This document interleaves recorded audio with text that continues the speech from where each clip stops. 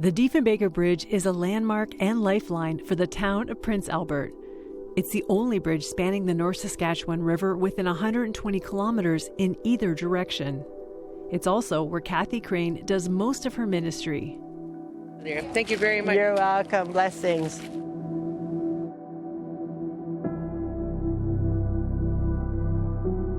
Every day, she hands out food, clothing, and blankets to whoever needs it.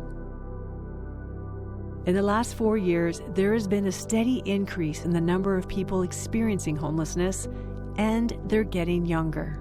When we first started this, there was only probably 100 people, and you very, very seldom ever saw little kids out here. And now you'll probably see close to 300 out here, and probably half of them are little kids. And it's a sad reality. It's getting worse. And sadly, this same bridge has become a place where some end their lives. I've seen people jump off that bridge. I've talked people down off that bridge. I've talked to young people coming off that bridge. Some people have gone missing off that bridge that have never been found to this day. It's just a reality. That bridge is something sad in Prince Albert, because of the hopelessness here on these streets, that they end up there or in a river. Crane's goal is to reach them before they give up hope. She knows many of the people here by name. I talk to these people like I know them. I talk to these people like they're part of my family. I talk to them like I know where they're coming from. Yep, I slept under many bridges. Yep. And look at me now, eh? So I know there's hope for you guys. All of you. Like many of the people here, Crane is Indigenous. She carries many of the same wounds of physical and sexual abuse. After running away from home, she ended up living on the streets of Winnipeg. By the time she was 22, she was divorced, addicted, and ready to end her life. That's when someone from her past reached out to her. I was shocked because I hadn't talked to this person in 10 years, and I didn't know how she knew anything, and I kept asking her, and she said, God told me. I didn't know who God was. I really didn't know who God was. But that night, talking to her and sharing, the hate. I had so much anger. I shared lots of anger. I yelled at this woman to stop telling me about God. I told her to shut up and that she didn't know anything about my life. And she just kept telling me, God loved me. And she came to a verse about the brokenhearted in the Bible, and I just lost it. And I thought, I still wonder this, how could a God that's so loving and beautiful love somebody that did so many things wrong in their life?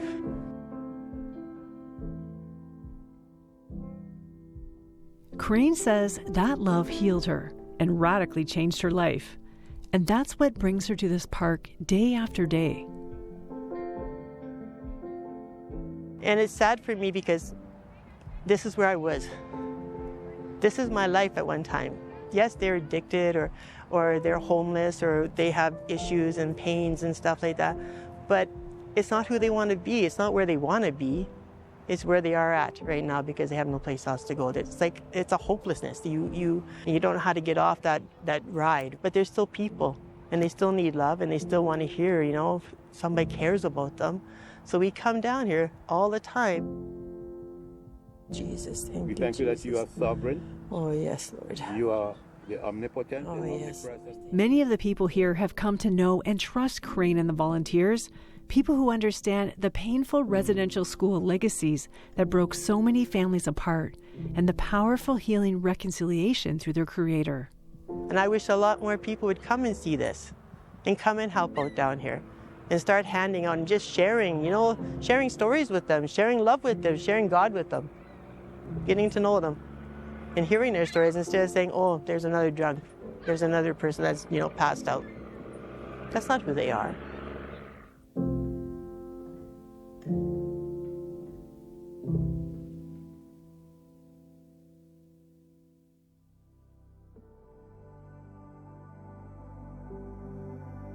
Over the last 5 years, Crossroads Cares has helped send kids to camp and provide Christmas dinners and presents. I gave a gift at Christmas time to a man, and this man made me cry.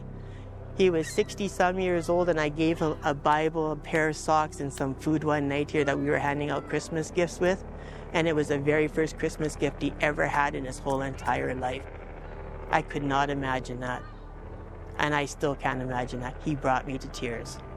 She says without partners like Crossroads Cares, she wouldn't be able to do this work. It means a lot, because without them, I wouldn't be able to do any work. I mean, I can't afford to go out and buy toothbrushes, toothpaste, Bibles, socks, blankets, coats and stuff like that. I can't afford that. I mean, my little part is handing out the food part. So, I mean, without your part, and without your giving for our Christmas feast, or without giving for our children's programs in the summer, none of that stuff would happen. Building bridges of hope for those who need it most.